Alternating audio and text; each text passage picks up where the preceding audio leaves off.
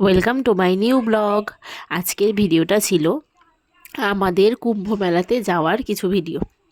তো এখান থেকে শুরু হয়েছে গাড়ি প্যাক করা।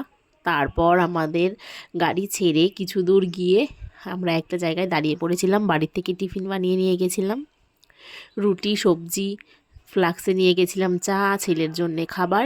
তো কিছু দূর গিয়ে ওখানে দাঁড়িয়ে একটু হালকা টিফিন করে গাড়ি ছেড়ে দিয়েছি, কারণ আমরা রওনা দিয়েছিলাম বাড়ির থেকে 6টার সময়।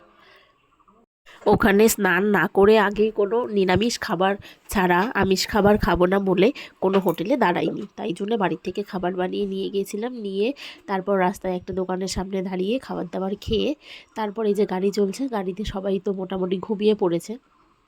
এইবার দেখতে পারবে আমার মার কি কাণ্ড। মা কি করেছে, বসার জায়গা ছেড়ে এই যে পা রাখার যে জায়গা থাকে গাড়িতে সেই গাড়ির নিচে শুয়ে পড়েছে, কারণ মা বসে থাকতে পারে না। তারপর কিছুক্ষণ যাওয়ার পর আবার একটু ব্রেক নেওয়ার জন্যে চা খেয়ে নিচ্ছিলাম, কারণ আমার দাদা যে গাড়ি চালাচ্ছিল তার ঘুম পেয়ে যাবে, আর সারাটা রাত সেদিন গাড়ি চলেছে, এই জন্য অল্প চা টা খেয়ে আবার রওনা দিয়ে দিচ্ছি। তোমরা হয়তো আমার গলার আওয়াজ শুনে বুঝতে পারছো প্রচণ্ড ঠান্ডা লেগেছে, আমার কথা বলতেও খুব প্রবলেম হচ্ছে। আর ওখানকার ঠান্ডা মানে মারাত্মক ঠান্ডা। আর বিহারের মতন কুয়াশা আমার মনে হয় দার্জিলিং, গ্যাংটক, আমি যেখানে যেখানে ঠান্ডার শহরে গেছি এত কুয়াশা কোথাও দেখিনি। তারপরে যে দেখো গাড়িতেই আমার কুম্ভকর্ণ আবার ঘুমাচ্ছে। কুম্ভকর্ণ বললে ঠিক যায় না, কারণ ও গাড়িতে উঠলে খুব একটা ঘুমায় না, তাও একটু ঘুম পেয়েছে, কি করবে, সারা রাত গাড়ি চলেছে। তারপর এই যে আমরা ওখানে ইউপিতে ঢুকে, হ্যাঁ ঢুকে বা একটু আগে, ইউপি থেকে ঢোকার একটু আগে আমরা দাঁড়িয়েছিলাম। ওখানে দাঁড়িয়ে রান্নাবান্না করে, রান্নাবান্না বলতে সেদ্ধ ভাত করে খেয়ে আবার গাড়িতে উঠে রওনা দিয়ে দিয়েছিলাম। তারপর আমরা প্রয়াগরাজে ঢোকার একটু আগের থেকে রাস্তাঘাট যা কী যে সুন্দর কি বলবো। আর ওখানে মানে প্রয়াগরাজে ঢোকার একটু আগের থেকেই শুরু ছিল জায়গায় জায়গায় পুলিশ। এই যে দেখো, আমরা আবার কথা বলতে বলতে প্রয়াগরাজের এই যে ব্যানারটা দেখতে পারছো, এখানে ঢুকেও পড়লাম। ওই যে দেখতে পাচ্ছ গেটটা, প্রয়াগরাজের গেট মহাকুম্ভে ঢোকার জন্যে। হাই রে হাই গাড়ি লাইন, বাপরে বাপ কী আর বলবো। এই মহাকুম্ভটাতে যাওয়ার জন্য আমার মনে হয় বিদেশ থেকে তো লোক এসেইছে, আমাদের দেশেরও সমস্ত লোক একদম ঝাঁপিয়ে গেছে। আর যেতে যেতে রাস্তায় একজন সেলিব্রিটির সঙ্গে দেখা হয়ে গেছে। তো আমরাও দাঁড়িয়েছিলাম পার্কিংয়ের সামনে গাড়ি পার্কিং করার জন্য, আর উনিও মানে স্পেশাল উনি আর কি সেলিব্রিটি, এই জন্য ওনাকে দাঁড়াতে হয়নি, ঢুকে পড়েছে। তারপর আমরা এখানে গাড়িটা পার্কিং করে ওনার সঙ্গে ফটো টটো তুলে তারপর বাইকারদেরকে ফোন করে আমরা বাইকে করে এবার ঢুকে পড়ছিলাম আমাদের হোটেলে, যেখানে আমরা ছিলাম আর কি। এই গঙ্গার ওই পারে আমরা ছিলাম, আর এই পারে ছিল আমাদের গাড়ি পার্কিং করা ছিল। আর এই যে গাড়িতে যেতে যেতে ভিডিও করছি, দেখতে পাচ্ছ কি যে সুন্দর লাগছিল দেখতে। নদীর পাড়ে একদম লাইট সাজানো, এটাই ছিল মহাকুম্ভের মেলা। এই আমরা ওপরে ব্রিজ দিয়ে যাচ্ছি, আর নিচে পুরোটা একদম নদীর পাড় জুড়ে মেলা। আর দেখতেই তো পারছো লাইট, মনে হচ্ছে জোনাকির মতন লাইট জ্বলছে, এত সুন্দর লাগছিল দেখতে। ঢুকেই মনে হচ্ছিল হোটেলে আর না গিয়ে একদম মেলার ঘাটে চলে যাই, কিন্তু রেস্টেরও দরকার আছে বলে হোটেলে চলে গেছি আমরা বাইকে করে। তো আমাদের এখান থেকে সব কিছু আমরা সেট করেই গেছিলাম। আর ওখানে যেই হোটেলে ছিলাম এত ভালো ছিল হোটেলের লোকটার ব্যবহার, আমাদেরকে সব কিছু ঠিক করে দিয়েছে। এই দেখো এখানে হর্সও যাচ্ছিল, অনেকে আবার এখানে দাঁড়িয়ে হর্সের সঙ্গে ফটোও তুলছিল, কিন্তু আমরা দাঁড়াইনি। দেখো কত সুন্দর লাগছে দেখতে ঘাটটা।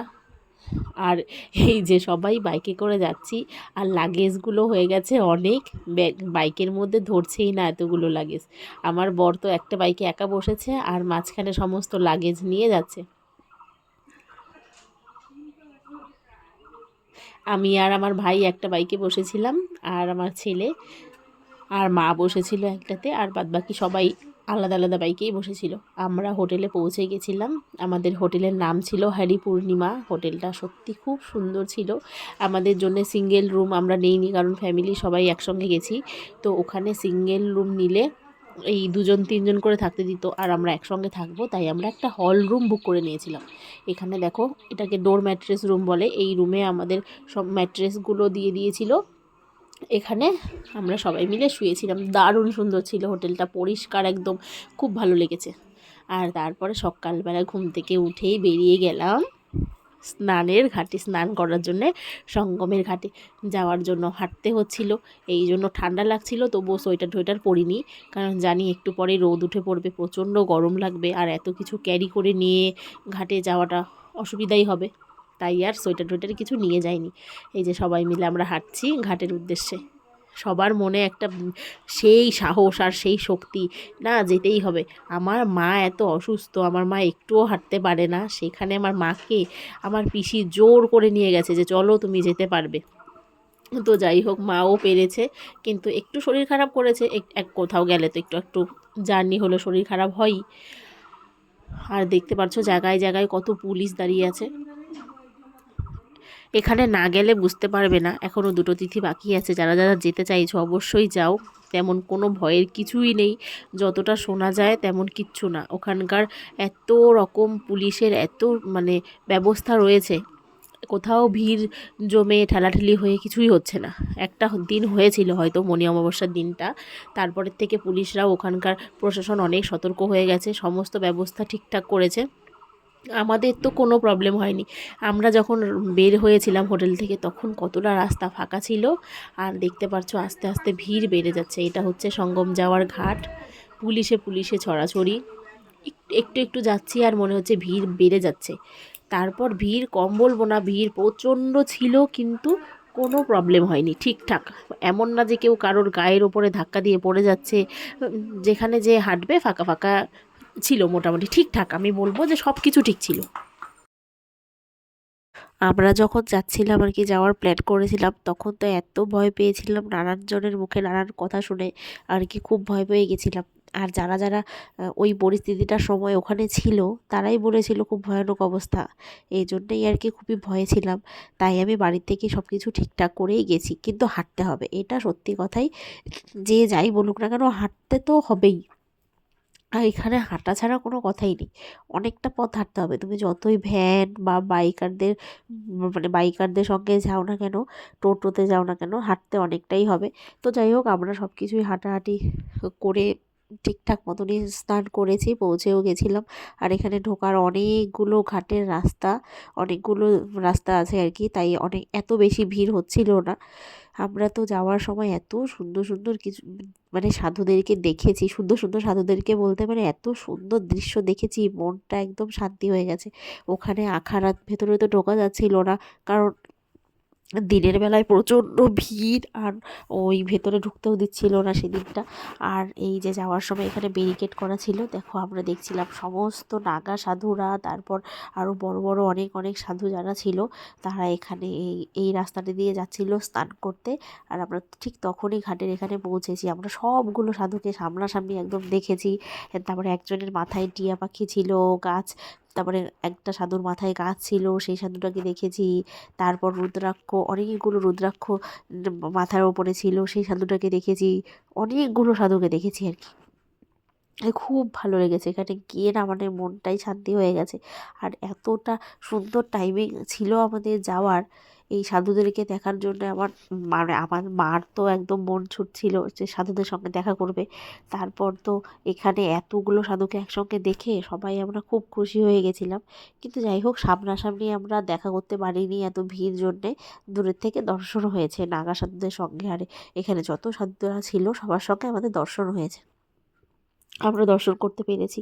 আর এখানে তো একটু পর পর হেলিকপ্টার আসছিল, তারপর এরোপ্লেন আসছিল, হেলিকপ্টার দিয়ে ফুল ফুল ফেলছিল, গোলাপ ফুল। তো আমাদের তো সেই মজা লেগেছিল। আর এই যে এখানে সাধুরা নাচানাচি করছিল, বাপরে কি বলবো, এখানকার দৃশ্যটা একদমই আলাদা, না দেখলে বুঝতেই পারতাম না। আগে তো যাওয়ার আগে ভয়ই পেয়েছিলাম যে মনে হয় ঠিকঠাক মতন স্নান করতে পারবো কি না, ভিড়ের ভেতরে ঢুকতে পারবো কি না, যেহেতু আমার সঙ্গে বা ছেলে আছে, খুব ভয় পেয়েছিলাম। ওখানে যাওয়ার পর আর এতটা ভয় লাগেনি, কারণ দেখেছি অনেক বাচ্চা কাচ্চা ছিল, সবাই বাচ্চাদেরকে ঠিকঠাক মতন ক্যারি করেই নিয়ে যাচ্ছিল। আর বাচ্চাদের ভয় একটাই যে যদি হাত ছেড়ে দিয়ে হাঁটে তাহলে ভয়, আর যদি কোলে থাকে বা হাত ধরে রাখে তাহলে তেমন কোনো ভয় নেই। যদিও আমরা অনেক জায়গায় ঘুরি, অনেক জায়গায় যাই, কিন্তু এই জায়গাটাতে না গেলে না সত্যি খুব মিস করতাম। আমার মনটা খুব টেনেছিল এখানে যাওয়ার জন্যে। আমারও কি, আর আমার বর কোথাও জোর করে নিয়ে যায় না। এই জায়গাটাতে এত মানে বাধ্য করছিল যাওয়ার জন্য যে যা চলো, কিচ্ছু হবে না, যে যাই বলুক কিচ্ছু শুনতে হবে না, চলো চলো। আমি সত্যি এই জায়গাটাতে ওর সাহসেই গেছি আর কি। তারপর যাওয়ার পরে দেখলাম সত্যি সব কিছু ঠিকঠাকই ছিল। ভালো মতন স্নান করেছি, সাধুদের দর্শন পেয়েছি, তারপর ঘুরতেও পেরেছি, সবকিছু মিলে আর খুব ভালো এখনো তো মতনই দুটো তিথি বাকি আছে। সবকিছু তোমরা যারা করেছি যারা আর কি। যেতে চাইছো বা মনে মনে ইচ্ছে আছে, প্ল্যান করে রেখেছো, ভয় বাচ্চা নিয়ে যেতে ভয় পাচ্ছো বা নিজেরাও যেতে ভয় পাচ্ছো, কোনো ভয় নেই, ওখানে যাও, কিচ্ছু হবে না। কিন্তু একটু হাঁটার প্রিপারেশন নিয়ে যেতে হবে, ওখানে প্রচুর হাঁটতে হবে। আর এই যে দেখো, হেলিকপ্টারে করে ফুল ফেলছিল, আমরা আবার টাটা দিচ্ছিলাম। আমার ছেলে তো খুব মজা পেয়েছে, ওখানে একটু পর পর হেলিকপ্টার দেখতে পেরেছে। এত নিচ থেকে তো আমরা কোনোদিন দেখিনি, আর এখানে এত নিচু নিচ নিচ দিয়ে যাচ্ছিল, তাই আমার ছেলে দেখে খুব খুশি হয়েছে।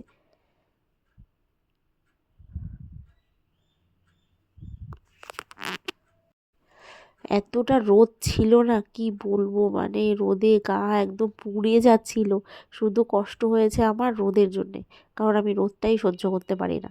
আর এই যে দেখো গোলাপের পাপড়ি, হেলিকপ্টার থেকে গোলাপের পাপড়ি ফেলেছে, আমাদের গায়ে পড়েছে, আমরা কি খুশি হয়েছি, দারুণ খুশি লেগেছে। আমি আবার এই ফুলের পাপড়িটা নিয়ে যেন কী বলছিলাম, যাই হোক আমি ভয়েসটা কেটে দিয়েছি, কারণ ওখানে অনেক ভিড় ছিল, কথা ভালো মতন শোনাই যাচ্ছিল না। সবাই তো সেই খুশি, হেলিকপ্টার থেকে আমাদেরকে ফুল ফেলছে। যাই হোক, তোমরা যারা যারা যেতে চাইছো বা প্ল্যান করে রেখেছো যাবে, ভয় পাচ্ছো, কোনো ভয় নেই, যাও, গিয়ে স্নানটা করে আসো। আর এই তিথিগুলো আর পাওয়া যাবে না, এই দুটো তিথি আছে শুধুমাত্র, আবার অনেক বছরের অপেক্ষা করতে হবে। হ্যাঁ, কুম্ভ হবে আবার, মহাকুম্ভ হবে না, মহাকুম্ভটা আমরা আর পাবো না। তাই যারা যারা যেতে চাইছো অবশ্যই চলে যাও, পিছিয়ে থেকো না। এখানে তো স্নান করার পর মনটা সত্যিই অন্যরকম লাগে। এখানে কিছু না কিছু আছে জন্যেই তো এত কোটি কোটি মানুষ যাচ্ছে, না হলে তো যেত না, তাই না? তো চলে যাও, পিছিয়ে থেকো না, কোনো কিচ্ছু হবে না, ভগবানের নাম করে বেরিয়ে যাও। আর আমার এই ভিডিওটা তোমাদের কেমন লাগলো অবশ্যই কমেন্ট করে জানিও। ভিডিওটা এখানেই শেষ করছি। আরও মহাকুম্ভের কিছু ভিডিও তোমাদেরকে নেক্সটে অন্য ভিডিওতে আমি দেখাবো। আমাদের স্নানের ভিডিও থেকে শুরু করে সমস্ত কিছু ভিডিও আমি অন্য একটা ভিডিওতে দেখাবো। এই ভিডিওটা এখানেই শেষ করছি।